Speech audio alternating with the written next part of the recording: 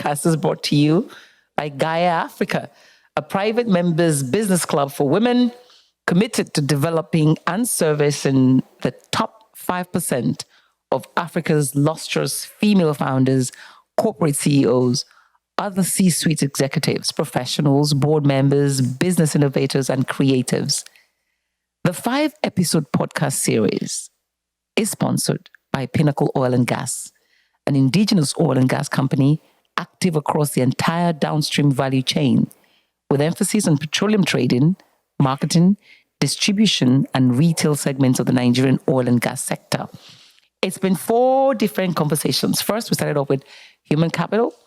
Then we talked about creating economic opportunities, leveraging on technology, shaping attitudes. And as we see at the base of all of those things, no matter what we do, if we don't have the right laws to enforce them, it's all, like some people say, babas.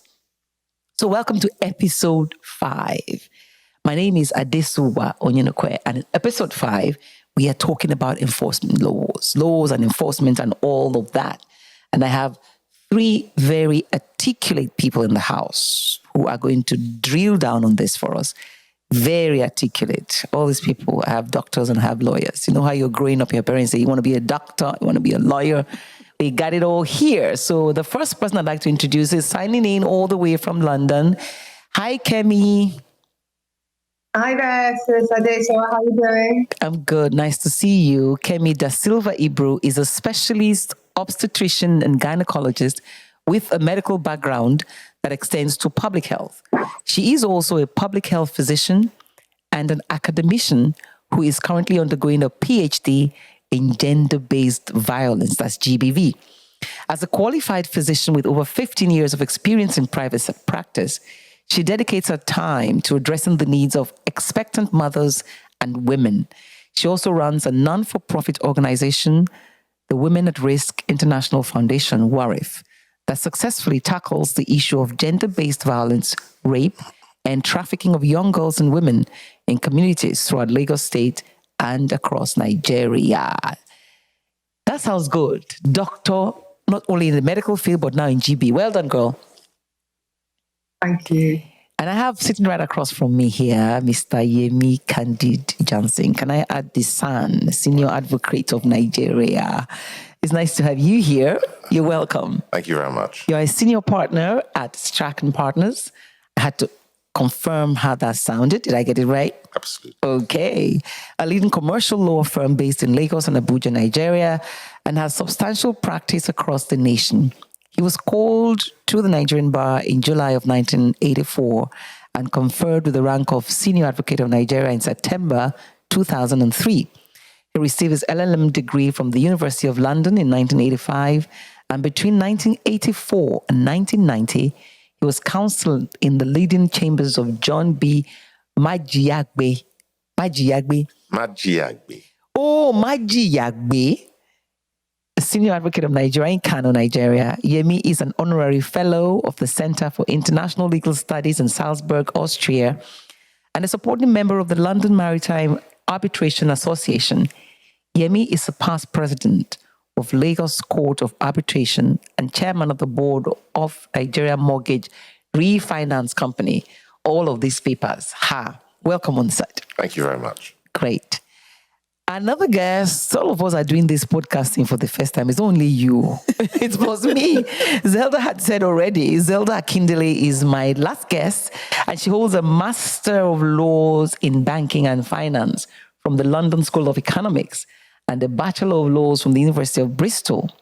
She is admitted to practice in Nigeria and England and Wales. Zelda has extensive experience advising clients on syndicated lending, leveraged acquisition, structures, RBLS, whatever that is, securitization, capital markets, and the bottom line is you're a lawyer and you are a partner in Templars Finance Practice Group. You're welcome. Thank you. It's just jargon. It's just jargon there, but it's good. You know, it's good. It's good. Yeah. But really, what is RBLS?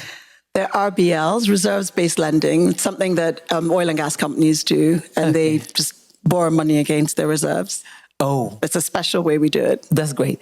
So, I'm very pleased that this is happening now. And I think I'll start with Kemi again, because at the base of all of the gap in gender parity is the fact that people say it's cultural and it's home-based. And some of the repercussions of those things is what ends up being gender-based violence. The fact that there is some level of disparity. I wonder if you agree with this. No, absolutely. I certainly agree with it. When you think of gender-based violence, it relates directly to the gender inequality that exists in our country. If we look at Nigeria, it ranks 118 out of 134 countries on the Gender Equality Index. And when we look at the consequences of this, with the various forms of gender-based violence, we see 1 in 4 girls before the age of 18 in our country experiencing at least one episode of sexual violence. And we're 200 million people at this year, and half of us are women. And we're a young country, so 64% of us are under the age of 24. We're looking at over 10,000 girls every day subjected to acts of violence as a direct result of this gender gap and the inequality we see. Okay, most of the things that I've heard people say, you say this gap, how do we relate this to inability of women to actually express themselves to a point where the report as the cause for what we're doing here today, the power of parity, right? How can parity change that, do you think? Well, first of all, we have to look at where we are as women and the representation of women in our environment. Politically, we're all aware that we're underrepresented in government. 7.9% of us in the House of Senate. There's only 3.6% of us in the House of Reps. These are the lowest figures in sub-Saharan Africa. Economically, 60% of us that work in the rural areas are women. When we look at the educational landscape, for instance, 70% of girls in Nigeria attend primary school, but only 10% get to university. If I leave on my OBGYN hat, I'll tell you that our maternal mortality rate, 545 deaths per 100,000 lives, a majority happen to be women. So, essentially, when you talk about the gender and the gap, from where we are, we have a very long way to go in closing the gap. But until we start to look at it through that lens, as reported by, I believe, the UN Secretary General, the change as the pace is going, it's so slow that it'll take approximately a century. That's right, to write it. As other countries. Great. Thank you so much for holding forte for so long. And I would like to now dive straight into discussing. I want the lawyers in the House to set for me a target that you think Nigerians, what target can Nigeria create to ensure that there are women in political parties? Because, look at the exact statistics that was just quoted. The representation is so poor. What kind of targets should we be setting to ensure that women are in political parties, ministries, boards, private companies, STEM? Do we set a target for government? And I think I should start with Yemi, being the... It's an interesting question. And every question requires context. What are we trying to achieve? What is the situation we're confronting? I often quoted is the remark by Justice Ruth Bader Ginsburg, who was asked when she became the second woman to sit on the U.S. Supreme Court, when will there be enough women on the Supreme Court? She said, when there are 9. All of them, all the seats. And the foundation of that reasoning is that there's nothing unusual about having 9 white men. There's nothing unusual about having 8 white men and 1 black guy. There's nothing unusual about men being the complete complement of that office, which is very high, which is the highest policy court in the United States, which dictates effectively the course of law across many aspects of American society. So in our context, of course, Kemi has talked about the gender-based violence, and I'm sure that because I have two women on this panel that speak about many things, including the disadvantages of having women excluded from the seat of power, the regulation that they bring to boards, that they bring to And they are true. activities. And they are, I'm sorry? And they are true. Correct. So when you bear that in mind, that there is a value to be achieved, then you consider what is the fairness question. The utility question is solved. The fairness question arises as to, so why should so many women be what percentage? If we know that women are 51% of the population, then the fairness question is answered that why can't we have 50%? But of course, you're dealing with an entrenched, I don't like the word patriarchy because whenever I mention patriarchy, a woman in the room pointed at me. Of course, this is just unfortunate. But then you have to set targets to restore a balance. And I think that setting targets works. The Rwandans set a target of 30%, but in their House of Representatives, they have 68-point-something% women. Wow. And in the Senate, they have 39-point-something%. So the affirmative action has disclosed a value in having a greater number of women in those offices. I think, to be fair, women are very often more reflective, more measured, less prone to explosions of testosterone, which men tend to be. You know, you get into a room with men, they're jostling. Yes, they're jostling, exactly. And they're not finding solutions. And you find this, talking about the advantages, if you sit down on a board, if there's a woman in the room, the explosions of irrelevant emotion tend to be mitigated. Men tend to be, in my experience, men tend to behave less badly when there's a woman in the room. I don't know, maybe that's a different experience for you. But then, so I think that the advantage of having women in these spaces is important. But I would say, if you ask me for a figure, I would set, figures may be pointless in many ways. The PDP has a 30%. Right. That's chemical, yeah. Yeah, nothing has come out of it. They don't reflect the targets they set in their own constitution. So what does that say about setting targets in the first place then, Zelda? There you go. Before I answer that question, I just wanted to pick up on something Yemi said, because it was very interesting to me when you were talking about too much testosterone in the room. That's right. Because it's the argument usually used to keep women out of those positions, right? Is that they say that we're too emotional, we're hormonal. You know, it was one of the Anger is not an emotion. Well. Anger is an emotion. Well, there you go. But men can be angry. That's consider it. Exactly. Yes. Men don't consider it an emotion, Yes. right? Oh. So it's very interesting that you talk about how women being in the room when, have men that are exploding in anger, and it's a calming effect. It's an interesting perspective. And I think it's one that we need to, say a bit louder. But Okay, go ahead. no, just going back to your question around That's targets, right? Controversial view, I'm actually not a fan of targets, because I think that you then run into the risk of tokenism, right? You then have the idea of, but we do have two women in the room. Those women may not necessarily be the most capable women. They may not necessarily bring anything to the table, but we tick the box. We have two women, right? So I'm not necessarily a fan, but like Yemi said, we need targets to restore balance.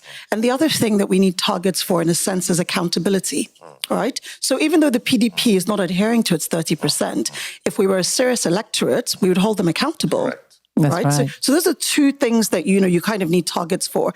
But where I would go with the targeting wouldn't actually be at that level of politicians, and I'd actually start right at the base, right? Right. So how many girl children are we keeping in primary school? Let's have a target there, right? How many girl children are we exposing to STEM, science, technology, engineering, maths? Let's have a target there, right? How many women who, when they're done with education, are we actually allowing to go into research fields, or are we enabling to go into research fields? Because those are the women who are then able to occupy the positions. So the target should come a lot earlier, in my view. So what steps should we take to close that gap using law and policy? Let's go to Kemi now, because you have worked in a field where law and policy, I don't know how far law and policy has gone in the field of domestic violence, for example. Using that as an example of how far law and policy can go. Well, with regards to that, we still have discriminatory laws in Nigeria that reinforce rather than combat gender inequality and gender-based violence. And so the laws that do exist, many a time there is difficulty implementing the already existing legal framework. The common example that we always cite is the VAT Act, which is the Violence Against Persons Prohibition Law that was implemented in 2015 to tackle all forms of violence. And to date, still only 27 out of 36 states passed the law. And if we even go further with Child's Rights Act from 2003, still only 25 states out of 36 states. So there's certainly a need to implement even the existing laws that we already have passed. So what do the lawyers... Okay, I'm sorry. No, I was just going to say, in my opinion, speaking to the lawyers, I think we need more special sexual offences courts available for these particular types of cases. Because many a time you have these cases heard in, the public sector or in civil courts, and you know for a fact that there is that difficulty in disclosure, there's lack of sensitivity, and it's very difficult to have survivors stand, and actually tell their story, especially when you're in an environment that's open. So what do you think about that, special offences courts, Yemi? If you have an emergency, you create devices to intervene in emergencies. This is where I regard these sort of special courts. You're right, insensitivity. I've seen videos of a 3-year-old child who had been a victim of rape being asked questions which I wouldn't allow them to ask a grown-up woman. And there's such a total reckless attitude to investigating, presenting, and prosecuting these sorts of cases. And it's a big problem. And, I was saying when we came on, what I don't know, I don't know. What I do know, I can talk about. But when I have this sort of conversation, it causes me to agonize over things which I don't even have solutions for. So I appreciate this sort of discussions and exploration. But I feel acutely the injustice that people suffer in these situations. And I recognize it's a big problem that's beyond any particular case. Across our culture, women are objectified and commoditized. And the law, in its being written, it's not gender neutral. It's gender favorable to men. The Constitution doesn't mention she or her. The Constitution assumes throughout the body that every important office is going to be held by a man. Of course, the Constitution was never. There were no women in the room when the Constitution was being drafted, and this is a problem across the board. That much of our law. I was in Abuja last week and I went past the Ministry of Women Affairs and just struck me so. I can't use that word, ridiculous, that you'd have, what does the Ministry of Women Affairs do? They distribute materials to widows and rice. You need a minister for equality. That word is a problem, by the way. You know that. Maybe the word that we use is equity, because when you say equality, it's there can never really be any equality, but it's equity. Our Constitution doesn't provide for due process or equality under the law. And people assume that it does, because this is something that most constitutions provide for in a positive way. In fact, there's nowhere except in the preamble of our Constitution where the idea of equality is mentioned at all. But why should you concede that you cannot be equal? I don't understand that. But we don't. We don't concede that. What do you mean? When you say we don't? It's a difficult thing. People are considering whether if we retreat from that word, that somehow it'll be okay. So I don't think... Just to take a step back, right? When you look at the entire question around, what can the law do? How can regulation step in to bridge this gap, right? The bigger question is that can law and regulation, to my mind... Can it bridge the gap? Not just bridge the gap, but can it change a socio-cultural mindset? Because that's actually the genesis of our problem. All of the things you're talking about. So when I say something like equality, the word equality is a problem, right? One of the infamous anecdotes that came out of the discussions around the gender bill in the Senate is one of the senators, let's not name them, who actually said that one of his issues with the bill was this reference to the word equality, because women are not supposed to be equal. And if that word was replaced, maybe then he could support the bill. And it's actually a big problem in the cultural context in Nigeria, right? Just our socio-cultural history and the way that our culture has evolved, it's difficult to appreciate that equality, right? Can I just add? Before you guys go on, can we define equality and equity? And they're two different things. They are two different things. Equal? They are two different things. I don't understand. Yeah, I guess equity means that you will be considered in assigning opportunities. Equality means you have exactly the same rights. Equity is more fairness, right? Yeah. It's So more fairness. equality is, I would say, Equity is equal based- value. Equity is based on need. I'm listening, Equity Kemi. is based on recognizing that every person has different circumstances, so therefore the needs allocated to that person will differ. Yeah. But equality is a more direct value to predict. And if you want to talk about enforcement, you need to find something you can say. Sorry, Kemi, you're going to say equity. Sorry, and I agree with you. Yes, So it's very simple. But so before I forget, you're talking about in the Senate, and never mind, I can't remember the name of the senator from Nasarawa State who said that. Yeah. But even worse was the senator Abari Bey from Abia State. That who was said awful. to lead to sexual immorality and lesbianism if women were regarded as Yes. equal. Yeah. He said that. I was actually shocked. So is it possible that we're not quite defining what equality is? That's what my concern. I don't think so. I think that, like Yemi and Kemi were saying, we're all very clear as to what it would mean, right, and why it's important. But as we're demonstrating, there's an entire faction that just doesn't believe that should be the case. And it's entrenched, right? Exactly. There's a little light, right, in which I would say that the younger generations coming up are getting a slightly different perspective because the women who are raising them are not conceding that we can't be equal. So there's a glimmer of hope, right? But it's still deeply entrenched. Well, I think I should just go to the next question now. Although, we'll come back to this before we go. And it's this gender bill that has not been passed, right, since March 2016. So what does this say about the current state of parity? Would that in any way advance this needle movement that we have, Kemi? If we're able to pass that bill eventually. That's right. Oh, no, I think so. Presently, we've talked about the gap. We've talked about, as a result of this gap, where I would use women because they are my primary beneficiaries in this situation. Zelda made mention of a very fundamental fact about the social cultural practices and norms. But I think because of the problem, the shared multifaceted nature of this problem, one has to leverage on the influences and our unique experiences in a social cultural context. We are a low middle income country in Nigeria, and there is patriarchy, as Yemi rightly said. And so as a society, we have to set priorities to tackle the problem within that context. So when you say to me, can we, for instance, change the narrative or push the needle, like you said, Adesuwa, with bills like this, I think it will only help to frog leap and accelerate these changes in our timelines that we talk about.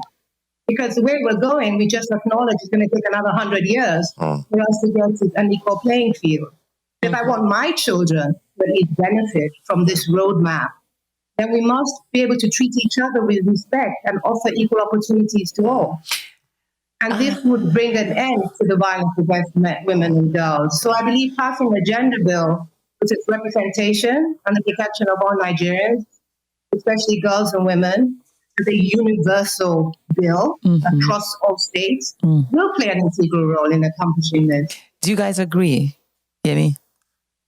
I think that it's important to pass the bill because it's important for our law and our practices to be subject to a regulation which achieves equality. In some ways. In all respects, but you must begin. But I think that the problems we've identified with the passing of it and the delay and the various obstructions points to a deeper problem, which we have to fracture first. We have to first fracture this cultural adversity to women. It's a big problem. And curiously, something that from time to time I read about in the past, actually, this is only a colonial phenomenon. In the traditional history of Africa, women had leadership roles, both in government, in society, in cults. But then the colonial intervention fractured the economic models on which we operated and created a situation where men had to go out. Of course, the Victorian morality ennobled men, and that's what was brought to us by the English. But then men, go into the office, they would look for the chief. They dealt in a patriarchy. The patriarchy came to us, in my opinion, from England. Interesting. And so because But in a traditional culture, but we embraced of course, it. sure. So the men have enjoyed it, and they can't. Men who like the senator who strikes somebody on his face, I'm sure in his family house, he can't stand when his mother is speaking. Absolutely. Zelda, what do you think about what the laws would do? I mean, I think it's an important step, right? Aside from having it codified, which is very important because you'd be surprised the kinds of things that Nigerians don't know are against the law, Correct. Right? So it would be good to have it codified. The other thing is that it actually criminalizes certain behavior, right? And if there's one thing that people understand, it's criminal sanction. So even though it may seem like a very harsh way to start, sending someone to prison, for discrimination against a woman, if that's where we have to start, it's where we have to start, But the gender bill at the moment, the one that's under discussion, it's wide. It's not a long bill, but it covers so much that it would be a crying shame to never get it passed, So let's go back. Yes, let's go back to this issue of equality as we round up, right? Because at the base of all of this is there's some disparity, which is causing the challenges that we have. And we've identified it as some kind of patriarchy, which we actually inherited because traditionally in all African cultures, women were not really put down. So I wonder, right, when we say equality, are we saying equal value or are we saying they are the same? Two people are one and the same.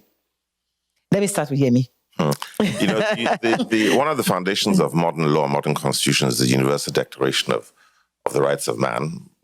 And that's man and woman. Well, of course, but all men are born free and equal in rights. And men, of course, includes women. Although the genderization of the law means that they speak in terms of men. But it's a simple and a fundamental thing to appreciate that all mankind is equal.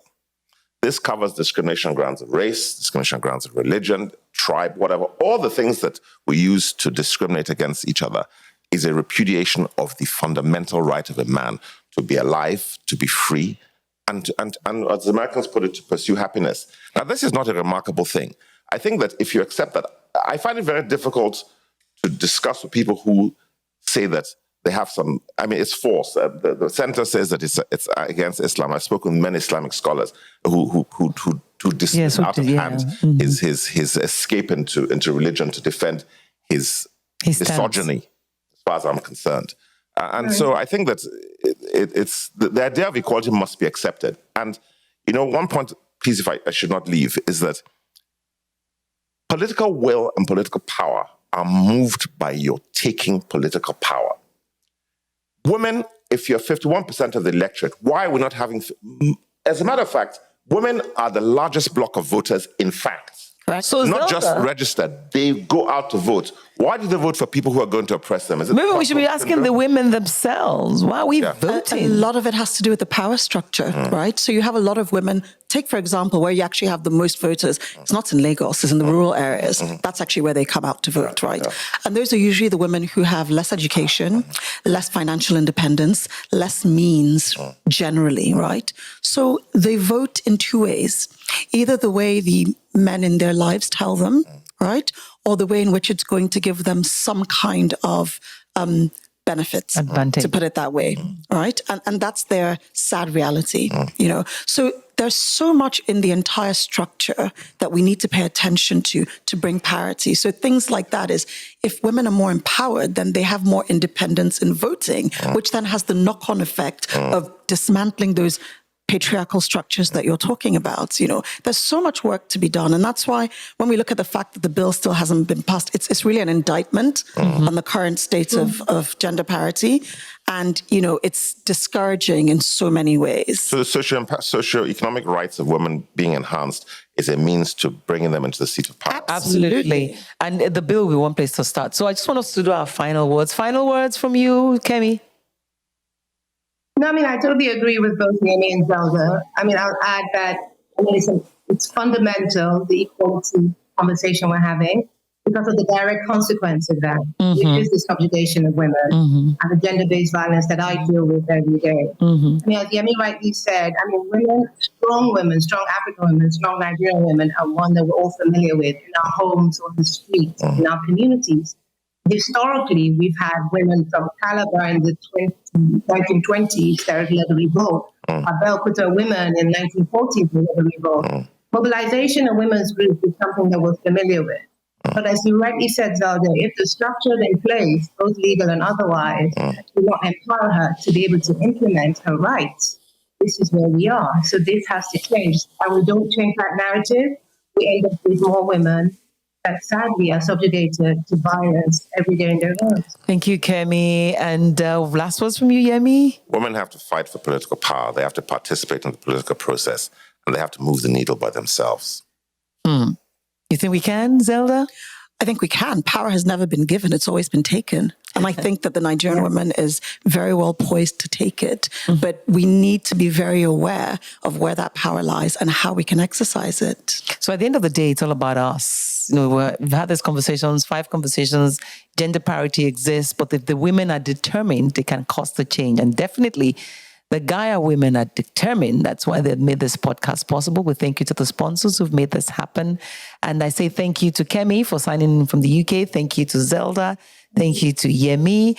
And as we round up, these conversations just may continue. But for now, we must thank Pinnacle Oil Nigeria Limited for sponsoring these 5 critical conversations.